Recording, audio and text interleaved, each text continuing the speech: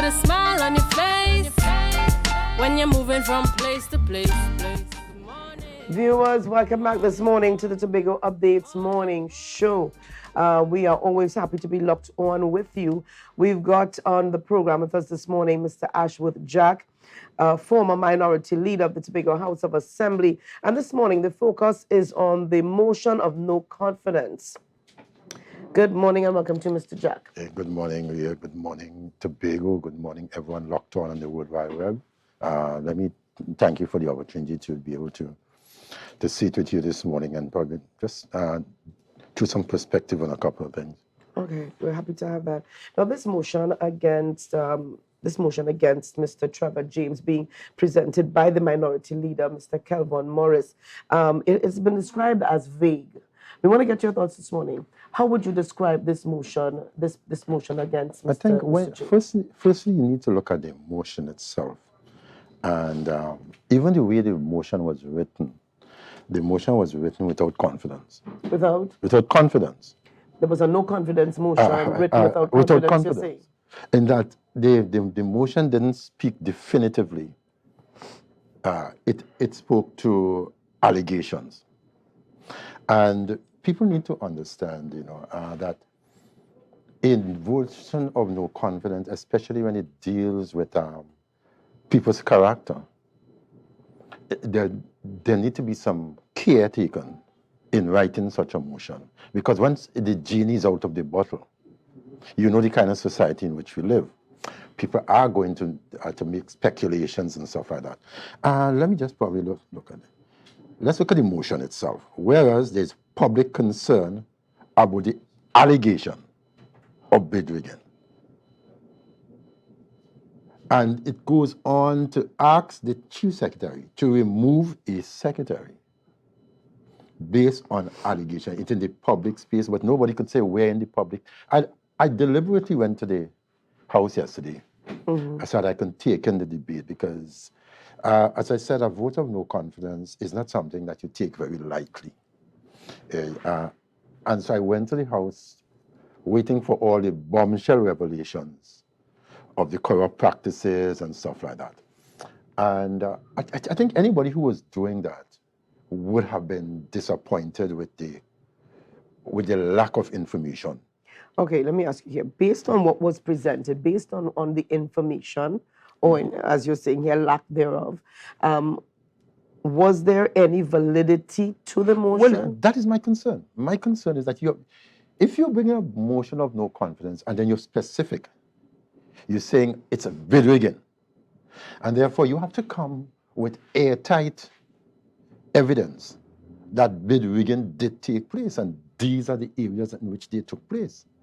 What happened is that the respondent to the motion, Dr. Faith B. Israel, would have pulled the document on procurement, and in one fell swoop was able to deal with all the matters that was raised, which wasn't really much of substantial. And so what happened yesterday? It was almost a beat up, because when you go into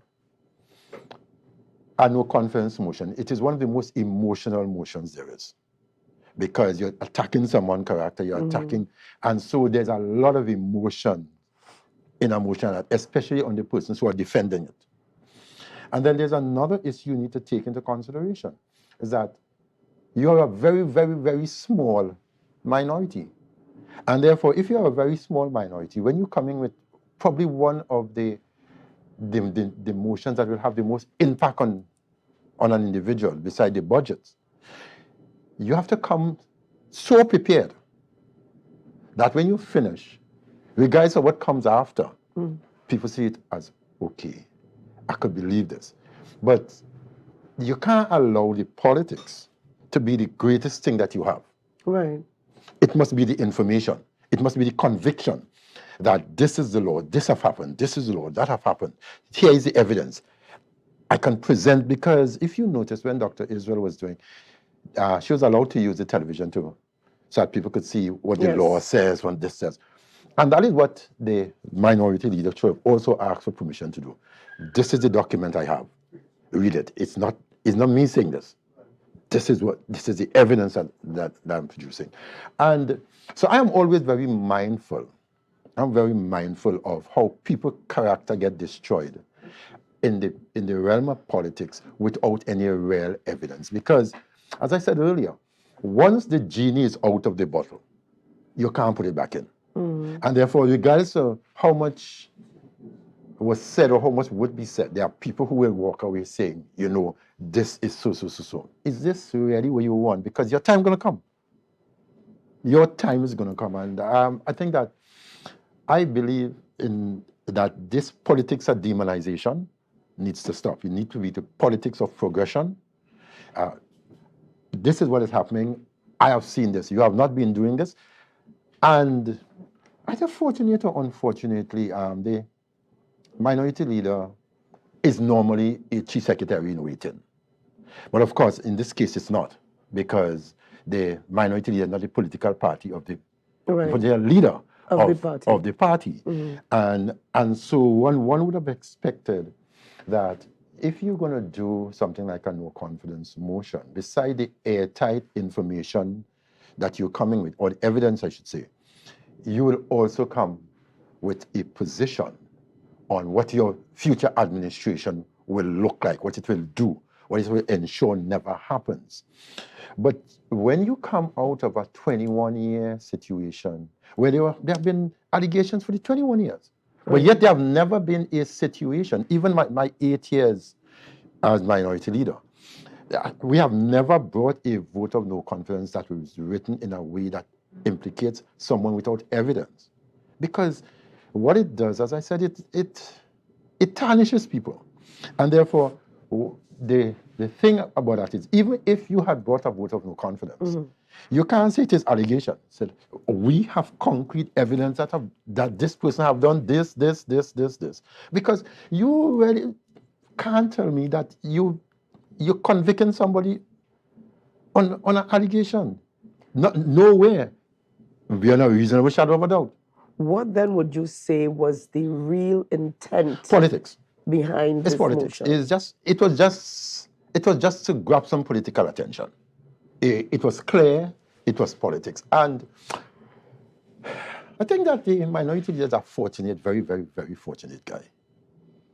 How so? Because if you had debated me on a political motion like that, I was gonna eat you up so bad. Because you have 21 years, I have 21 years of evidence of mismanagement and stuff. So you see, you're opening yourself to a lot of licks. And then what I heard coming out is that, let's say I was going to do different. So it's okay, let me forget what happened in the past. Let me only focus on what happened in the last year and 3 months. The last how long? Year and 3 months. Again, how long? Year and 3 months. Okay. So it doesn't work like that, but I think, in all fairness to what I saw yesterday, I think it was one of the better prepared debates. I saw most of as I said about the emotion, when you attack people, they have to defend themselves. And so I saw a lot of the respondents and the persons who contributed to the debate being extremely well prepared. I actually smiled and said, actually, this is a better prepared day than I've seen in a lot of days. And in your opinion, did Mr. James receive justice? Oh, I think Mr. James was well protected. And that is what happens when you didn't come with evidence, because evidence cannot be refuted. You might say something, but hey, this is it. And there were a couple of errors yesterday.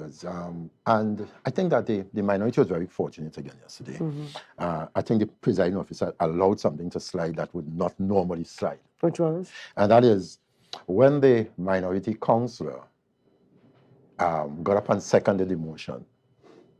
I don't think people understand. Once you get up to speak, you have spoken. And the only way you can speak another time in the motion is if you are the mover of the motion, or you are the secretary who responds to the motion. Right. In this case, what had happened is that the mover of the motion did not reserve her right to speak at a later stage. And let me explain that. Every minority motion needs a seconder. That is how the standing order is worded. Right. A government motion does not need a seconder, but a minority motion needs a seconder. In order for, and if it doesn't have a seconder, then the motion falls flat. It can't be debated any further. And so when the person who, the mover of the motion, is finished speaking, someone gets up and second the motion. But if the person, whoever second that motion, if they want to participate any further in the debate, they must reserve their right to speak at a later stage of the proceedings. What I saw, and I don't think it's happened before, but if it happened before, it doesn't make it right anyway, Right. is that the minority councillor got up, seconded the motion, and sat down.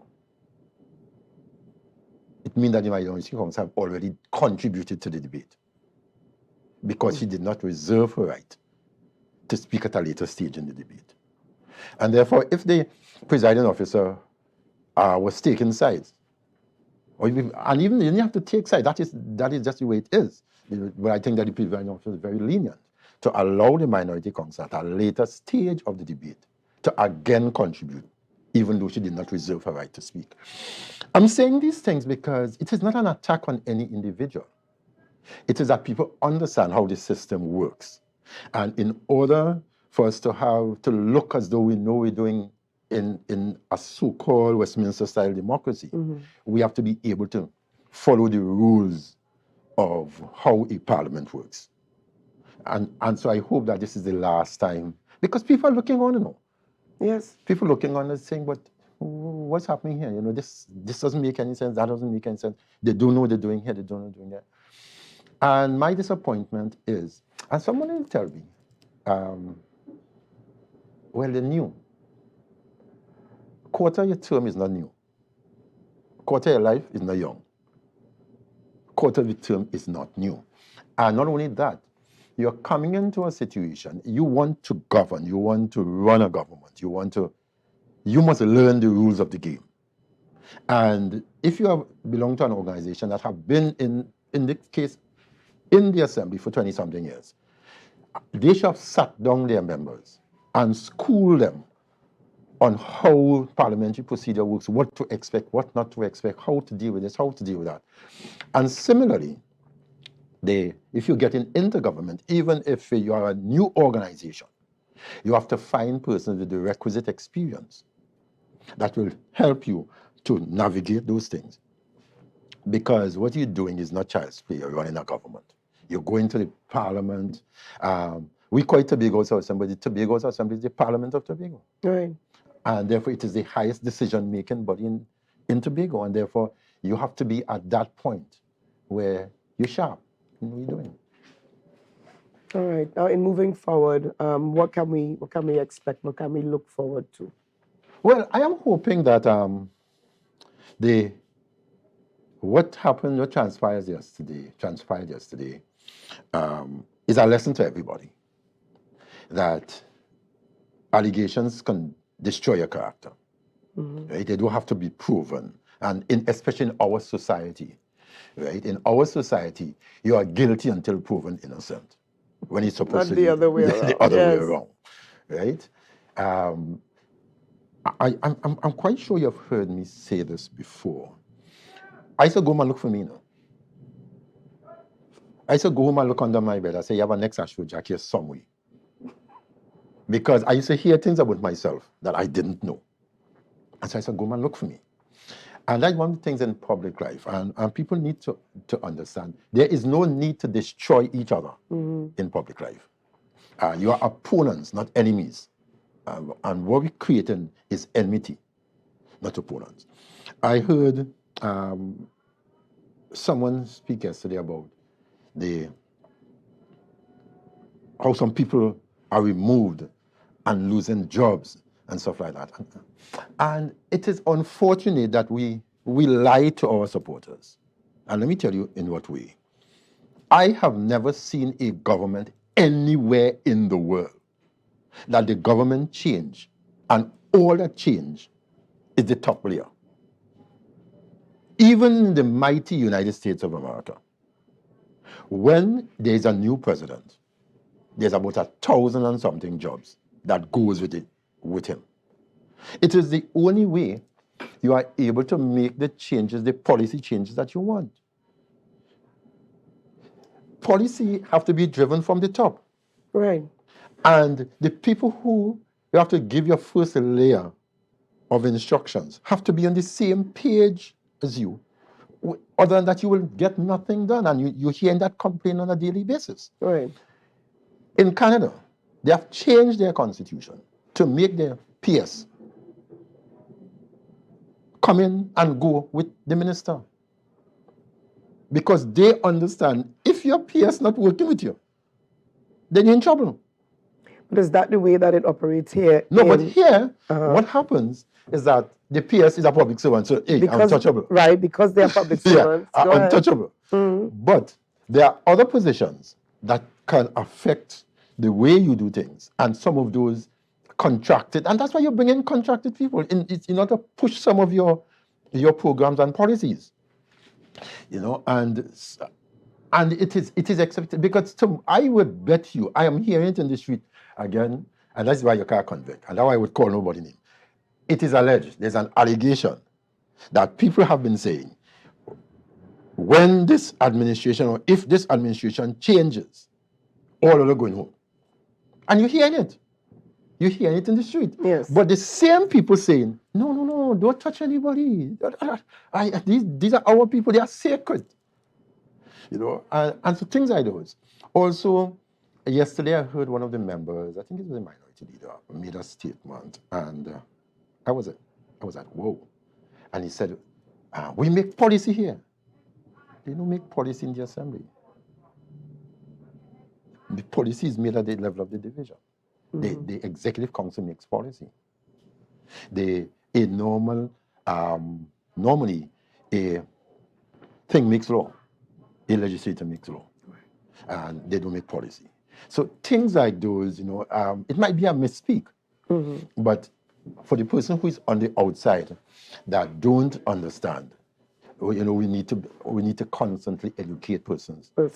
Even persons who are looking on and say, look, I would like to get into the assembly. I would like to do this. I would like to do that. They must know the difference between a lawmaker and a policy maker, and stuff like that, and how that affects us. All right. Well, thank you so much, Mr. There's just one other thing that I want to tell me. It is totally unrelated, and it is very controversial. But I have lived my life like that, and so I'm cool with it. 16 years ago, I took a motion to the assembly asking them to move Tobago Carnival to another time of the year. Stop the pre-Lent Carnival. It will never work. Once you have Carnival the same time with Trinidad, it will not work. A number of islands in the Caribbean had pre-Lent Carnivals, and they moved it because Trinidad Carnival was becoming such a big thing. Right. Tobago, Trinidad could benefit from each other. You saw what happened in October compared to what have happened in February. Right. And therefore, I'm again going to say this. Exec Council, if you're listening, announce that Carnival in pre-Lent Carnival this year is the last you'll ever have. And allow the Carnival to be at whatever it be October or what other time of the year that you have. And of course, if you all think that there are things that you can't do, like Panama and stuff, there are numbers. They can still play Pan in October in Tobago. The scores are secured because that will happen anyway. Right. You play, the scores are secured, and then they look at the scores and you decide who is the finalist, who is the semi-finalist. Nothing will change. But Tobago is going to benefit economically and all that. But as I said, that's a whole other argument. But I just had to get it in. I just had to get it in. You needed to vent. You needed to get it out. But thank you so much. And the discussion on Carnival continues. And how would you grade, if you had to grade, because I noticed that Mr. Arawi gave Carnival, the mother of all carnivals, this year, a grade C. How would you grade? C-. In Trinidad, C-. In Tobago, F. I'm going to leave it there. Thank you so much for chatting with us this morning, Mr. Ashworth Jack. Lots more coming up on the Tobago Updates Morning Show, viewers. We continue this morning, the Carnival 2023 synopsis with our next guest, Mr. Atiba Dilion, who's going to be coming up with us very shortly. Viewers, this is still your opportunity to share the live, share the live, share the live.